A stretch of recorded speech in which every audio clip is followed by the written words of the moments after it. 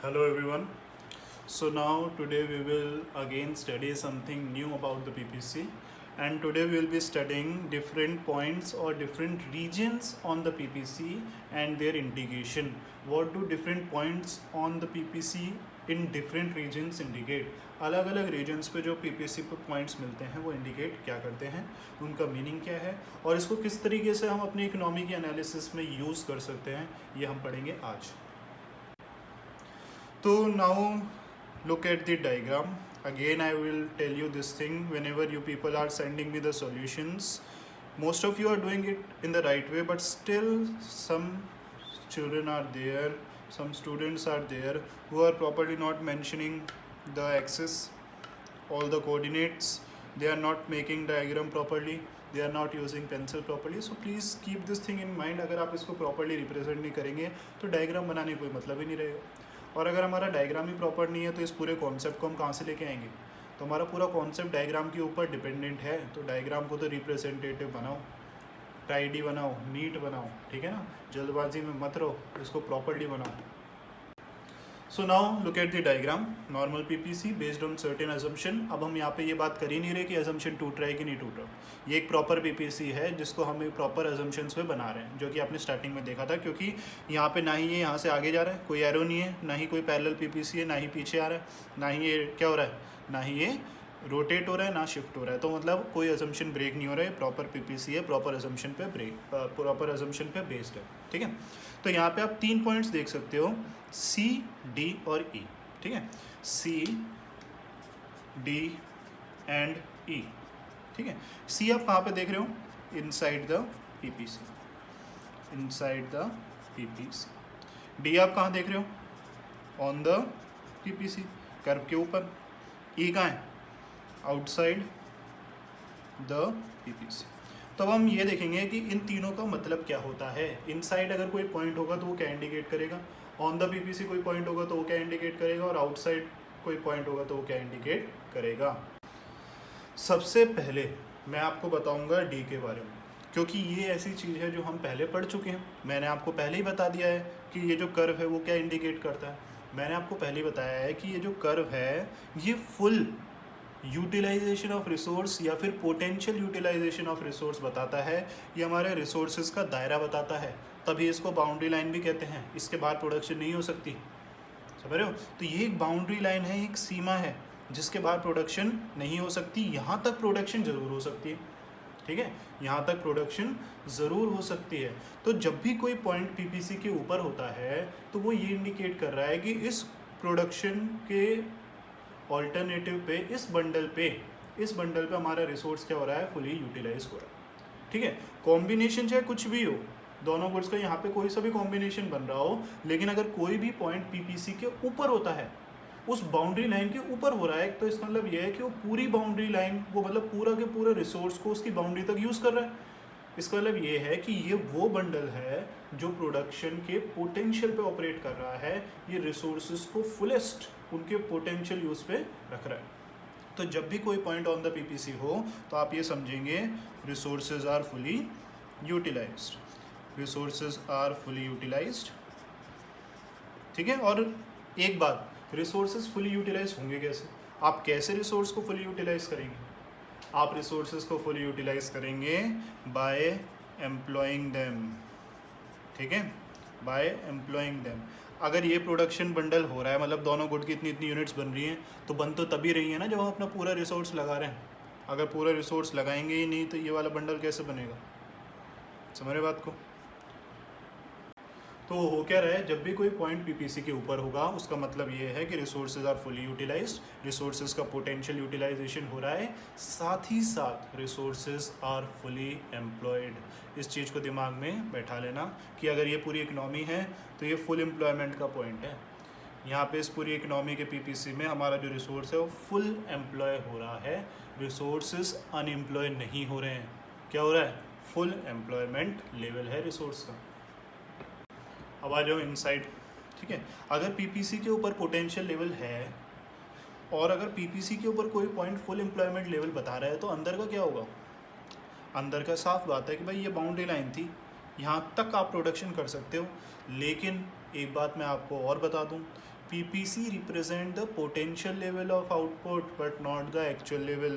ठीक है, PPC represent the potential level. यहाँ लिख रहा हूँ मैं, PPC always represent the potential level which may or may not be the actual level.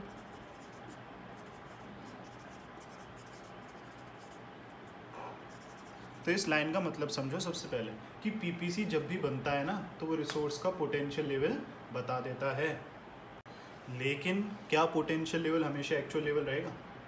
हमको पता है इंडियन इकोनॉमी में क्या कितने रिसोर्सेज हैं, और हमको ये भी पता लगा सकते हैं कि उन रिसोर्सेज का फुल पोटेंशियल लेवल क्या है, और उस पोटेंशियल लेवल पे पीपीसी बना भी देंगे। लेकिन क्या हम हमेशा पीपीसी के ऊपर ऑपरेट करते हैं? क्या कोई इकोनॉमी हमेशा पीपीसी के अपने पीपीसी के ऊपर ऑपरेट करेगी? नहीं, नेवर। क्योंकि फुल एम्प्लॉयमेंट किसी भी इकोनॉमी के लिए फिक्टिशियस या इमेजिनरी सिचुएशन होती है। आप सोचो इकोनॉमी कितनी बड़ी है, ठीक है, इंडियन इकोनॉमी कितनी बड़ी है, इसमें कितने सारे रिसोर्स हैं, मैन एंड मटेरियल, ठीक है, मैन भी, ह्यूमन रिसोर्स भी बहुत सारा है, मटेरियल रिसोर्स भी कितना सारा। लेकिन क्या किसी भी पॉइंट पे overall man and material resource employ होता है क्या? आज तक कभी ऐसा हुआ है? या फिर क्या कभी ऐसा प्रैक्टिकली पॉसिबल है कि किसी भी पॉइंट पे सारे लोग, सारे ह्यूमन रिसोर्स एम्प्लॉयड हो, जितना भी मटेरियल मिनरल यहाँ पे चाहे गड़ा हुआ हो चाहे रखा हुआ हो, सारा एम्प्लॉय हो? ऐसा हो सकता है? नहीं हो सकता। सो दैट इज़, हम बोल सकते हैं that is what, not possible, that is impractical situation for any economy, ठीक है। तो पीपीसी हमेशा एक आइडियल पोजीशन रिप्रेजेंट करता है। अगर आप इसको एक इकोनॉमी के लेवल पे बना रहे हो तो हमेशा एक आइडियल पोजीशन रिप्रेजेंट करेगा, और पीपीसी का जो कर्व है ये पोटेंशियल लेवल जरूर बताएगा कि आप यहाँ तक प्रोडक्शन कर सकते हो, लेकिन एक्चुअल लेवल उसके कहीं ना कहीं अंदर रहता है। समझ रहे हो? हम एक्चुअल में अपने पोटेंशियल पे ऑपरेट नहीं करते, कहीं ना कहीं उससे कम पे ऑपरेट कर रहे हैं। किसकी बात कर रहा हूँ मैं? इकोनॉमी के लेवल की बात कर रहा हूँ। कन्फ्यूज मत होना। अगर मैं खुद, मान लो मेरे पास ज़मीन है या फिर मान लो मेरे पास पैसा है और मैं उसको 2 गुड़के में लगा रहा हूँ, ठीक है, तो मेरे पीपीसी में कहीं ना कहीं मैं फुल एम्प्लॉयमेंट पे ऑपरेट कर सकता हूँ, मैं पूरे पैसे को यूज़ कर सकता हूँ, पूरी ज़मीन को यूज़ कर सकता हूँ। लेकिन जब भी हम किसी इकोनॉमी की बात करते हैं, इंडियन इकोनॉमी मान लो, और कुछ नहीं तो public sector economy, private sector economy, तो जितने बड़े लेवल पे इकोनॉमिक सिस्टम होने लगता है, फुल पोटेंशियल पे ऑपरेट करना प्रैक्टिकली इम्पॉसिबल है, क्योंकि फुल पोटेंशियल पे वर्क करने के लिए सभी रिसोर्सेज को एम्प्लॉय करना पड़ेगा, और सभी रिसोर्सेज एक्चुअल में एम्प्लॉय करना किसी भी पॉइंट ऑफ टाइम पे पॉसिबल है ही नहीं।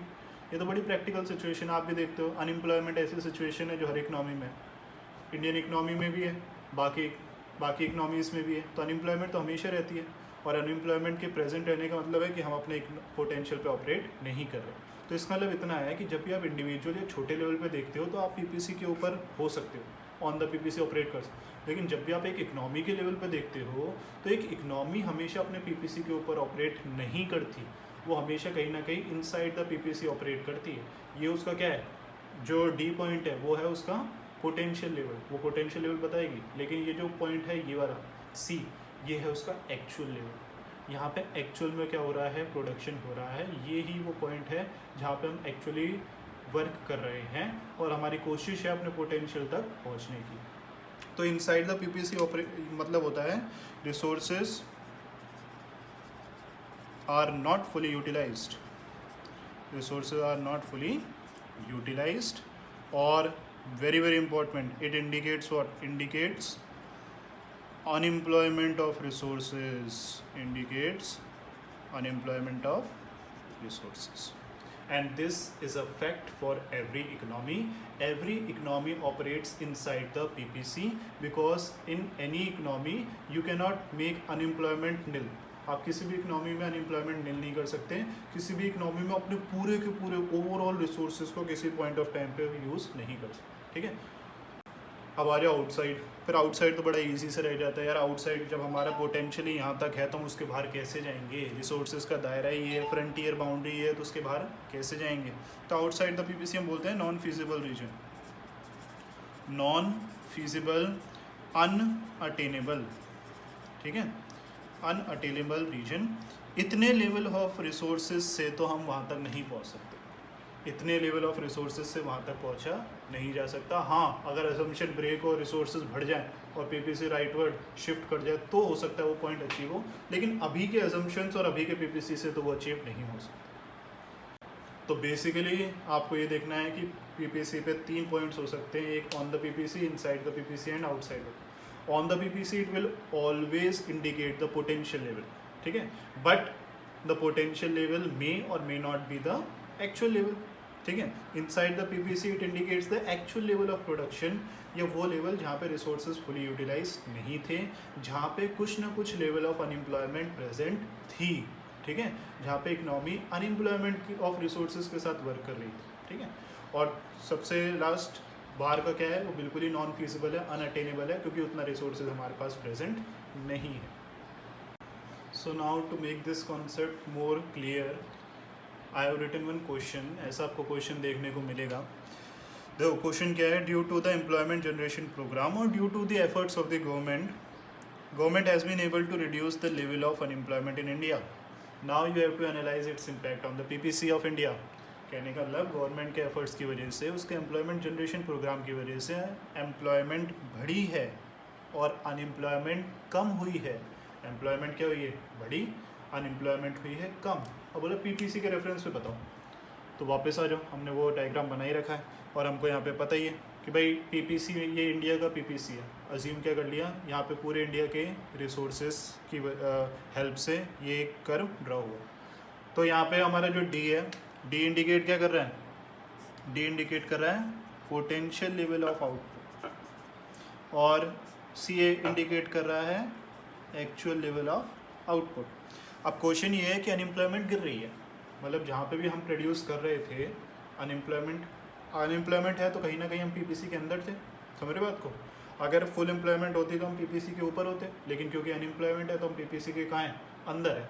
अब क्वेश्चन के हिसाब से अनएम्प्लॉयमेंट गिर रही है, तो आपको क्या लगता है क्या होगा? अगर अनएम्प्लॉयमेंट गिर रही है, यहाँ पे तो हम तब हैं जहाँ पे अनएम्प्लॉयमेंट है, अगर अनएम्प्लॉयमेंट कम हो रही है तो क्या होगा? अगर अनएम्प्लॉयमेंट कम हो रही है तो हम अपने पोटेंशियल की तरफ मूव करना स्टार्ट हो जाते हैं, and the gap between actual and potential output starts decreasing, ठीक है। हम इससे कहीं ना कहीं आगे बढ़ेंगे। अनएम्प्लॉयमेंट पूरी ख़त्म तो ही नहीं है जो हम जाके डी के ऊपर बैठ जाए, लेकिन क्योंकि अनएम्प्लॉयमेंट कम हो रही है तो हम धीरे धीरे सी से मूव करके आगे बढ़ते हैं डी की तरफ। तो इसका आंसर क्या लिखेंगे, डायग्राम तो आप ऐसे सेम बनाओगे, आप लिखेंगे answer due to the presence of unemployment, economy was operating where?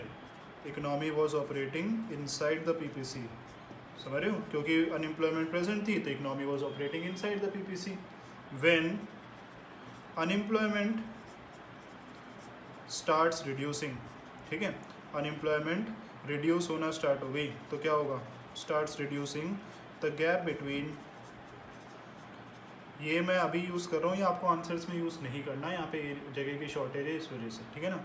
The gap between actual and potential level will start